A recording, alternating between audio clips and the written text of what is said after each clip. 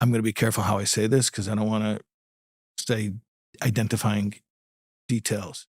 I can think right now of 3 situations I saw firsthand in the past year where you had an entrepreneur who had really unnecessary employees and couldn't cut them. And it was not, you could say, oh, he has a heart of gold. He's just, because sometimes that's, Phil's been with the company for so long, even though he does nothing, he doesn't know how to use a computer, we just keep paying him. Okay, that's kind of sweet. But in a lot of situations I've seen, there's a codependent relationship. I'll use that word and I'll define it in a moment. Like a codependent relationship between employer and employee. Codependent relationship is where a person becomes addicted to the relationship, where they're addicted to the approval that they're getting from the other person. A lot of entrepreneurs actually end up being in these weird situations where they're using payroll as a way of having a relationship.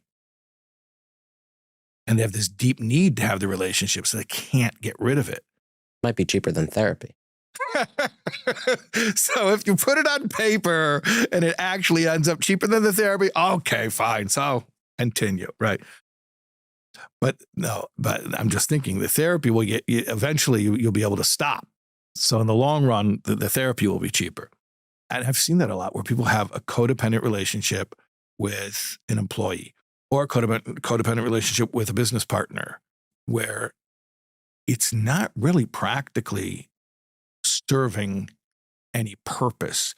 It's sort of a very twisted sort of emotional payoff where there's like this need for validation, which is why, by the way, if your way of making money forces you to deal with a lot of people, you have to have a very clear sense of who you are, because people will, and especially unscrupulous people who are good at this, they will zero in on that vulnerability, that insecurity, and they will flatter you and make you feel good. And it's very addicting.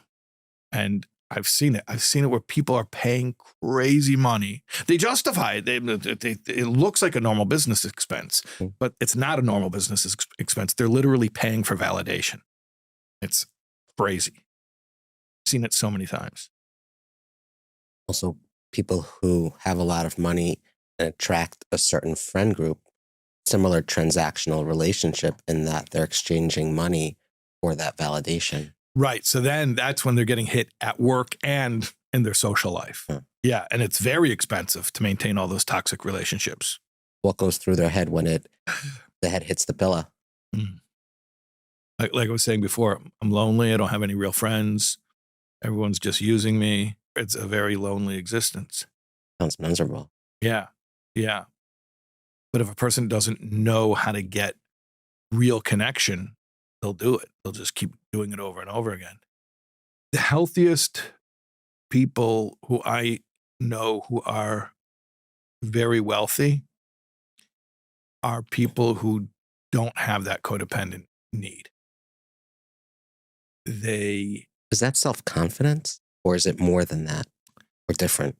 It's related to self-confidence. It's very close to self-confidence. Self-confidence is like the ability to believe in yourself and go and accomplish something and go do it. I would refer to this more as self-esteem. Yeah, self-esteem, meaning I know my value, and therefore I don't need you to tell me I'm a good guy. Now, the people that I know who have that in the strongest sense are all people of faith. Mostly, I'm thinking of Jewish people because the majority of people I interact with are in the Jewish community. But I can certainly think of several examples of people who are not Jewish, but they're also people of faith, like very strong faith. And from their faith, they get their sense of worth. Meaning to say, they believe in God, they believe they were created by God, and then they believe in themselves as a creation of God. And that identity of I am God's creation gives them that sense of inherent self-worth. And then they're not vulnerable to trying to get a false sense of worth from human beings. And those are the people who can have a very healthy relationship, business or social, where they don't end up paying through the nose for fair weather friends. And so much of American, at least American culture, is trying to give you an identity, right? Have this phone, wear this coat, go to this place, Right. say these things.